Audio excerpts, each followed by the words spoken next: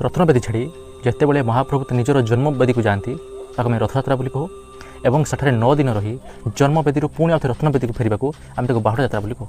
ଏବଂ ଏହା ପରେ ପରେ ନୀଳାଦ୍ରି ବିଜେ ହୋଇଥାଏ ଏବଂ ନୀଳାଦ୍ରି ବିଜେ ପରେ ଆମର ରଥ ଭଙ୍ଗା କାର୍ଯ୍ୟ ଆରମ୍ଭ ହୁଏ, ଯାହାକି କୁହାଯାଏ ରଥଯାତ୍ରା ପରେ ପଡ଼ୁଥିବା ଶ୍ରାବଣ ମାସରେ ଏହାକୁ ଆରମ୍ଭ କରାଯାଇଥାଏ। ରଥ ଭଙ୍ଗା କାର୍ଯ୍ୟକ୍ରମଟି ପ୍ରଥମେ ମା ସୁଭଦ୍ରାଙ୍କ ରଥ ଦେବଦଳନଠାରୁ ଆରମ୍ଭ କରାଯାଏ ଏବଂ ପରେ ପ୍ରଭୁ ବଳଭଦ୍ରଙ୍କ ରଥ ତାଳଧ୍ୱଜ ଏବଂ ଶେଷରେ ପ୍ରଭୁ ଜଗନ୍ନାଥଙ୍କ ରଥ ନନ୍ଦିଘୋଷକୁ ଭଙ୍ଗାଯାଇଥାଏ।